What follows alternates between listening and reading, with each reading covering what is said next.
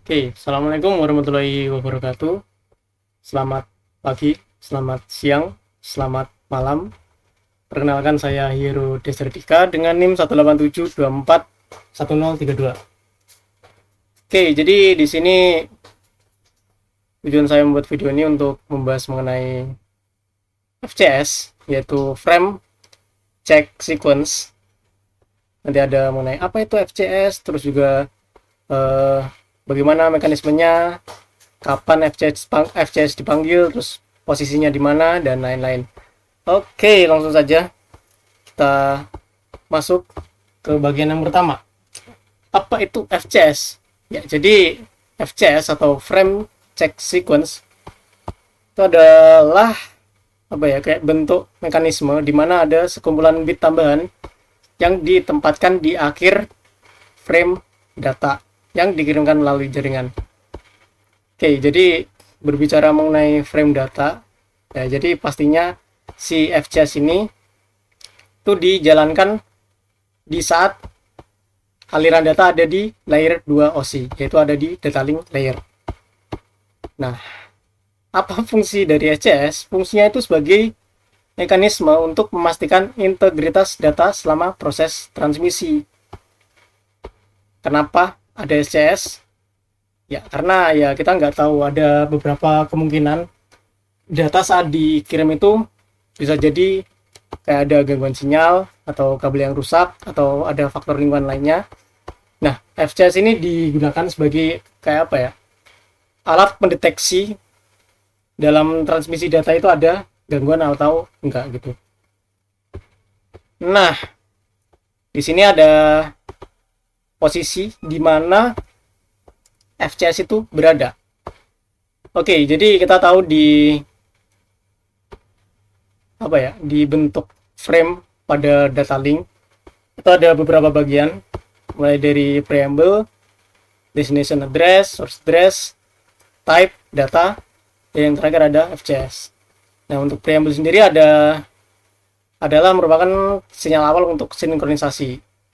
Nanti digabung sama yang start frame delimiter sebagai penanda awal frame.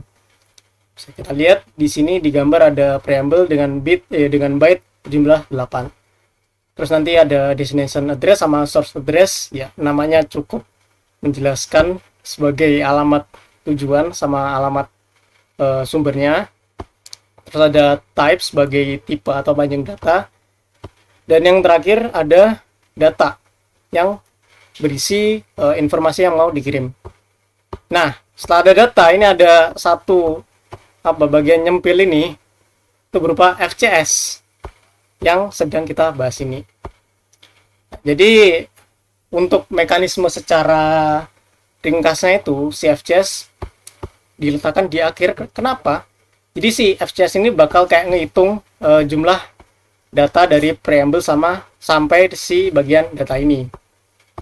Nah, kalau semisal jumlah data pada saat dikirim itu sama kayak jumlah data pada saat diterima, berarti nggak ada gangguan. Nah, kalau sebaliknya ada kayak gap jumlah data, berarti kemungkinan ada gangguan. Seperti itu. Oke, selanjutnya alasan kenapa digunakan FCS.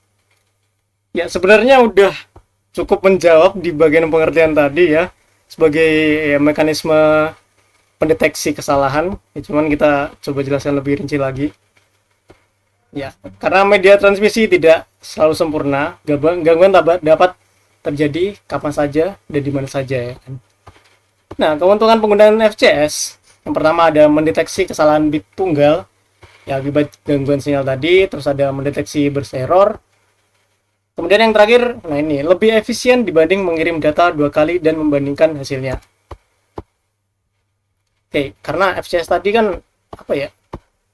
Pada kita ngirimnya cuma sekali, cuman nanti di akhir frame itu bakal ngeceknya dengan cara ngitung si bagian-bagian yang awal tadi.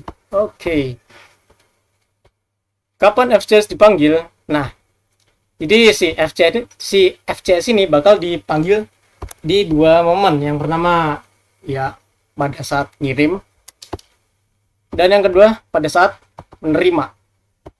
Nah, untuk saat pengiriman ini itu FCS digunakan buat ngitung sebenarnya sebagai apa ya, kayak patokan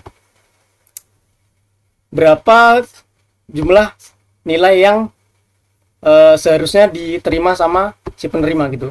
Nah, nanti pada saat si penerima menerima frame-nya itu bakal menghitung ulang FCS-nya dan dibandingkan berdasarkan patokan yang sebelumnya yang ada di sisi pengirim.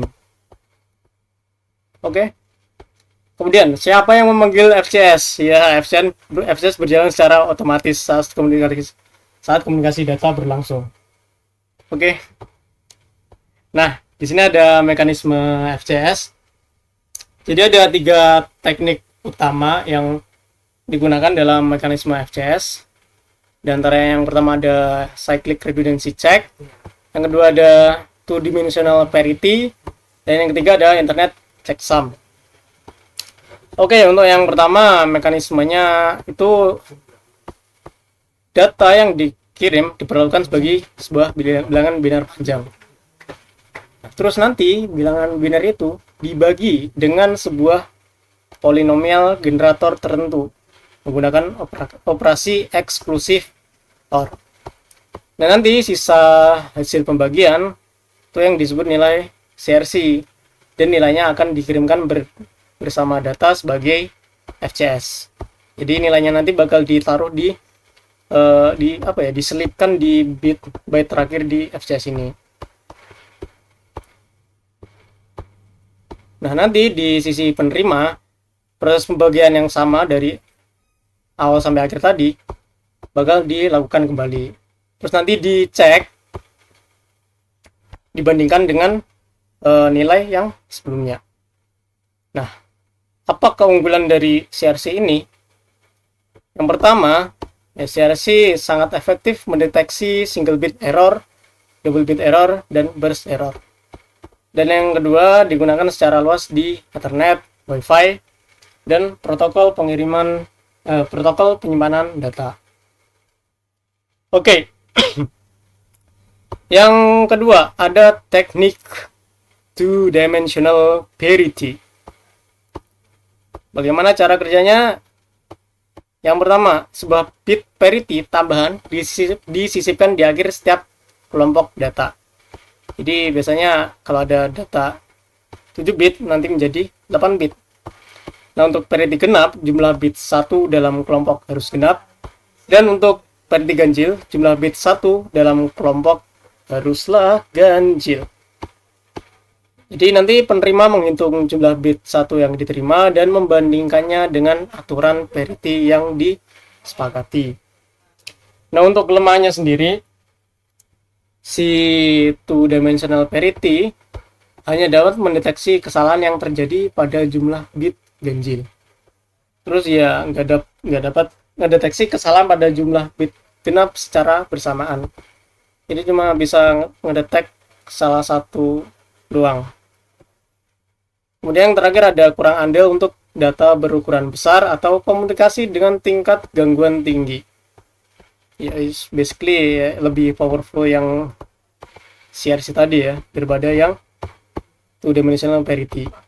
Cuman keunggulan dari two dimensional parity ini lebih simple aja sih. Nah, ada teknik yang terakhir, ada internet checksum, dimana cara kerjanya data dibagi menjadi beberapa segmen berukuran 16 bit. Oke, kemudian semua segmen dijumlahkan menggunakan operasi penjumlahan biner. Nah, nanti hasil penjumlahannya dikirimkan bersama data. Nah, setelah itu si penerima akan melakukan perhitungan ulang dan membandingkan hasilnya dengan checksum yang diterima. Ya, jika ada perbedaan antara yang dihitung sama yang hasil sebelumnya saat dikirim, berarti ada kesalahan dalam transmisi data. Oke. Nah, kelemahannya tidak selalu dapat mendeteksi semua jenis kesalahan, terutama jika perubahan data saling mengimbangi hasil penjumlahan. Yang terakhir ada tidak sekuat CRC untuk mendeteksi burst error.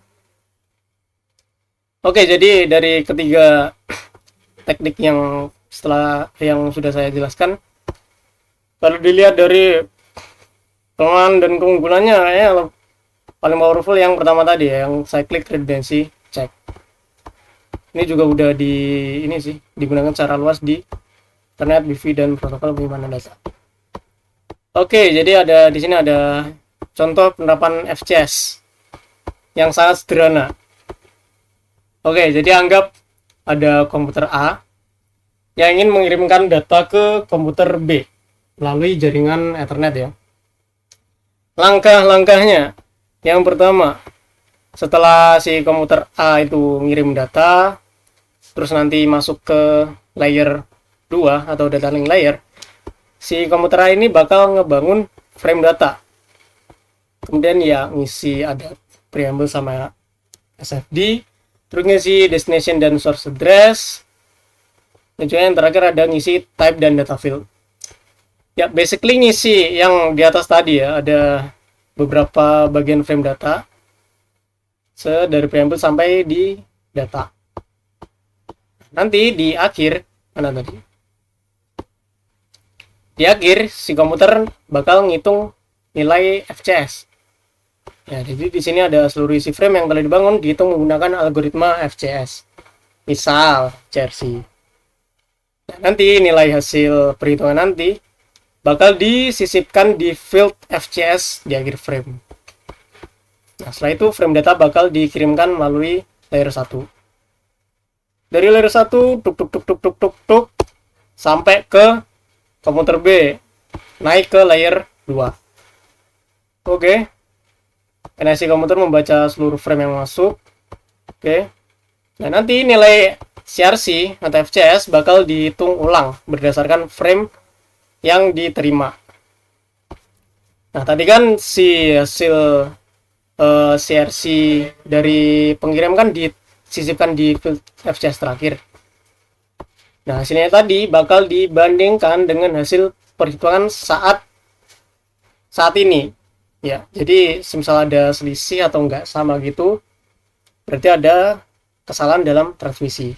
Semisal sama ya udah, berarti udah cocok sama, mantap.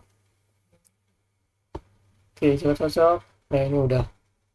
Oh ya, jika ini ya, kalau ada kesalahan transmisi gitu, si frame yang nggak valid bakal dibuang, dan si TCP di layer berapa ya? Layer 4 kalau nggak salah. Bakal meminta pengiriman frame ulang, atau pengiriman paket ulang. Oke. Jadi untuk kesimpulannya, FCS sendiri kayak tadi ya, itu mekanisme pertahanan pada layer 2 yang memastikan bahwa setiap informasi yang melintasi jaringan tetap utuh dan akurat. Ya, tanpa adanya FCS, komunikasi data akan rentan terhadap sampah digital. Ya, karena kalau ada transmisi dan nggak dicek kan kita baru tahu kalau transmisi ada kesalahan kan kalau udah di layer aplikasi atau layer di atasnya ya. Jadi ya cukup redundan kalau nggak ada ini FCS.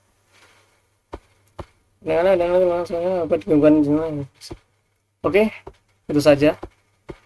Nah, untuk referensinya saya mengambil dari PPT atau PDF yang dikirim oleh Pak Badrus. Terima kasih atas referensinya. Di sini ada PPT data link layer. Di bagian terakhir, nah ada bagian FCS. Yeay, terima kasih. Oke, jadi itu saja yang bisa saya jelaskan. Kalau ada kesalahan kata atau perbuatan, saya mohon maaf. Assalamualaikum warahmatullahi wabarakatuh. Terima kasih.